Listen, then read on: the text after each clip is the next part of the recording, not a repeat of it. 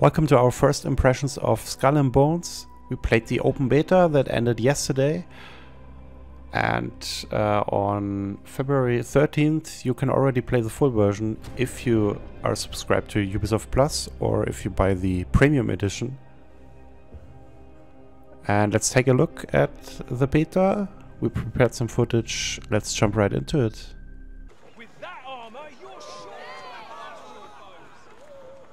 So in the beta you could play a range of story missions, and we're gonna hop into one of them.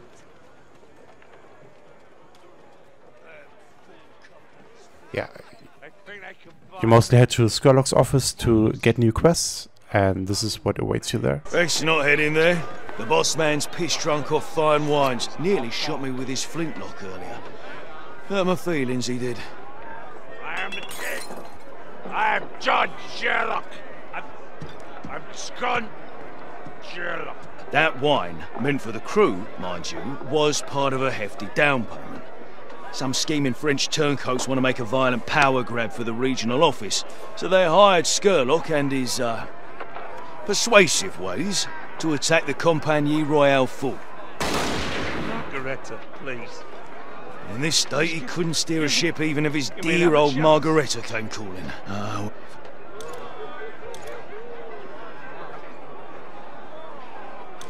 Yeah, from time to time you have some dialogue choices. Well, I'll be. What are the odds? You look about Skurlock's size. They don't really change the quests from what I've played. There's a chance you could pull it off. But yeah, they give you some different reactions from the characters. Take these spare garbs from Skurlock's wardrobe. Don't worry, it's fair game. He takes our wine, we take his clothes. Once you're all dressed up, head out to where the ship's berthed. I'll make sure the crew's in on the plane. I made it to sea, Ma. What would Go on then. say? Get cracking before he sobers up, and don't fuck this up, or it'll be our heads that roll. There we have our next contract, the Devil's Gambit. First we got to change our outfit to Skurlock's jacket. Quite a lot of outfits in the cosmetics shop and individual pieces. You can also gather sets for bonuses. That's at the Vanity Atelier, and now let's head into the sea. The game is set in, I hope I don't get it wrong, Southeast Asia and East Africa in the late 17th century. It was originally going to be set in the Caribbean. It was, at first it was expansion to Assassin's Creed 4 Black Flag back in 2013. And then after several iterations and delays, we finally get the full release now.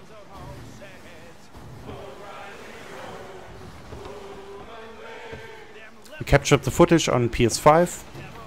We captured it in full HD and upscaled it. So actually on your console it looks a lot sharper than the footage here. But you can get a good glimpse of what the gameplay is like. So there's PvP, as you can see. Unfortunately, I wasn't able to actually lower the health bar of this friendly sailor.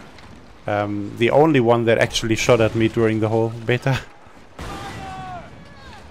There are some lags there, but yeah, mostly it ran lag-free actually. There's a performance mode in 60 FPS and a quality mode in 30 FPS.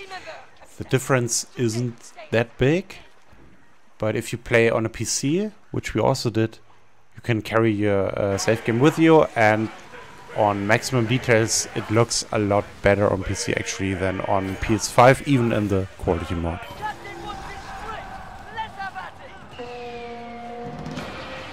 And thanks to the NVIDIA DLSS and AMD FSR, you don't need a very, very powerful PC to actually enjoy the game in the best graphics possible. So there you can see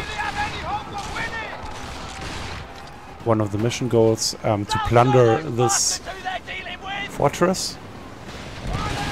So there are several waves of ships incoming, and also you have to support your crew who is fighting there at the fort by shooting at the fort itself. And there we go. So this takes maybe like 10-15 minutes, depending on the difficulty. And there we have our loot. The inventory is quite big from the start. And you can also, of course, use the warehouse for goods that you don't need all the time. Got the whole of St. Anne talking about what Skurlock's done. Oh, well, what you've done. But that stays between us. You know, you looked a right natural out there in Skurlock's boots. Could see you. Skurlock's reputation is safe. Yeah, skipping ahead there. Whether you're a pirate or a prefect. Fine work anyhow. Yeah, mostly you deal with Skurlock himself. This is the only occasion where he's quite busy.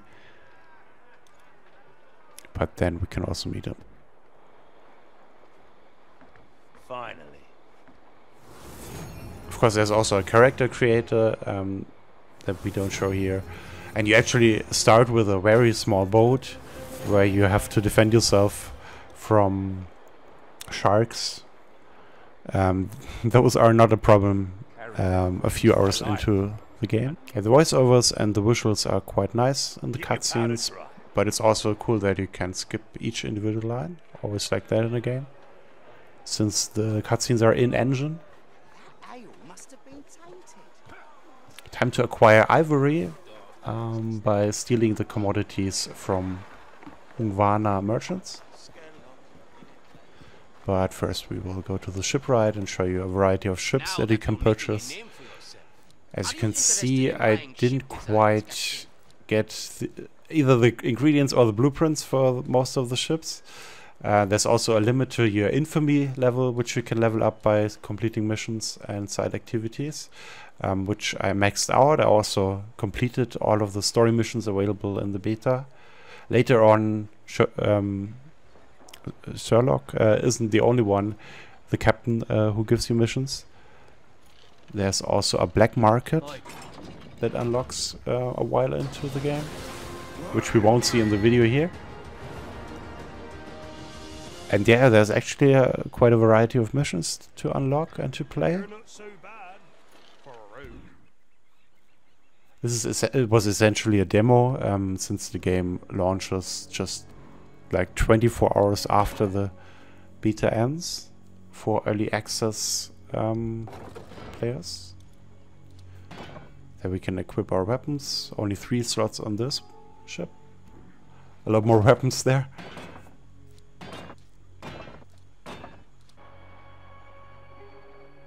And we can also customize our ship here with different sets again. The Skurlock set unlocks throughout the missions in the beta, and the others you have to get from different islands and missions by exploring the sea. After we received our goods, we need to return to the meeting point and return actually the ship that we exchanged in the meantime. As you can see, there are a lot of wheels that you can set different items to, or different functions like shanties or changing the cameras. You can all customize that yourself, which is pretty cool.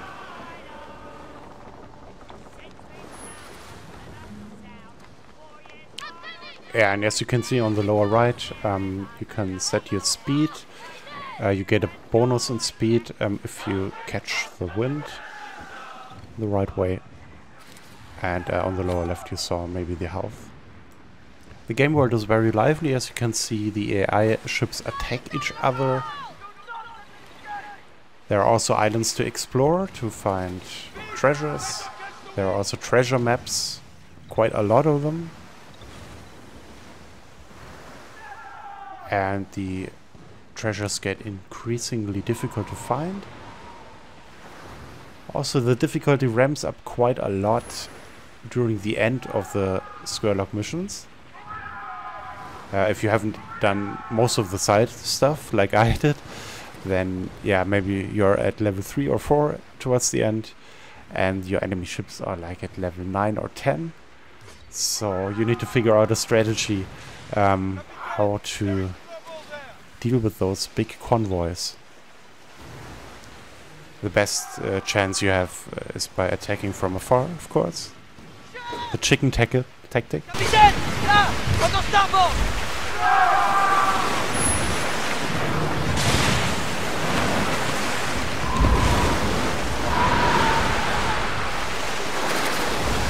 There are also high waves appearing randomly on the open seas.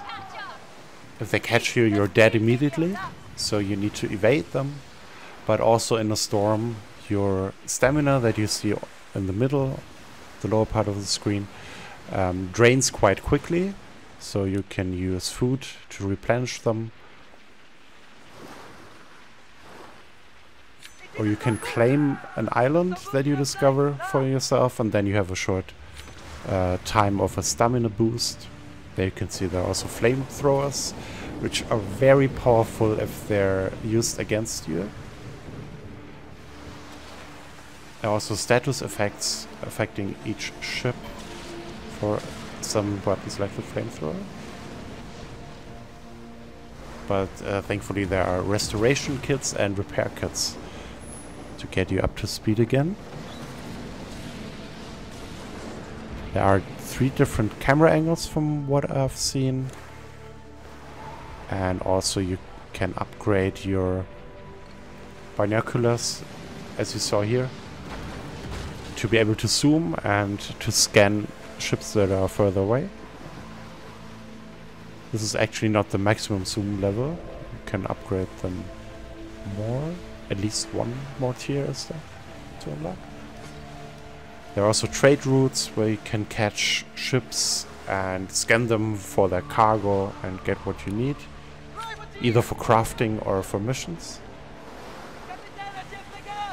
Privateers are very dangerous. You shouldn't go anywhere near them or they will immediately attack you. So that's why I made that turn.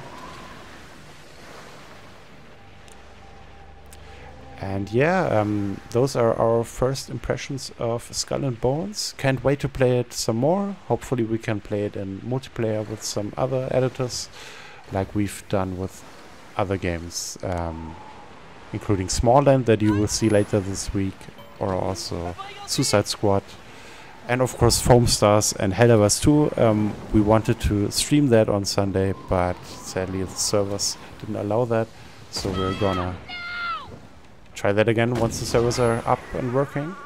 And the same goes for Skull and Bones. Hopefully the servers will hold. Quite a lot of people will play that game. From Friday is the full release, and on Tuesday is the early access release on Ubisoft Plus and for Premium Edition owners. Game will be released on PC, on Ubisoft Connect, Epic Games Store, and PlayStation 5, as well as Xbox Series X and S. It's crossplay, so you can play with your friends across all of those platforms, and cross progression, at least in the beta it was. So I played on PC and then I started the game on PS5, and it asked me to if I wanted to download the more recent cloud save, and that worked flawlessly. The loading times are quite long on console. On PS5 they were like 3 minutes when you start the game. On PC they are more like 30 seconds, if even, if you play the game on a SSD at least. And yeah, I can't wait to play it more and show you more hopefully soon. So thanks for watching, and see you next time, hopefully soon, on the open waters in Skull and Bones.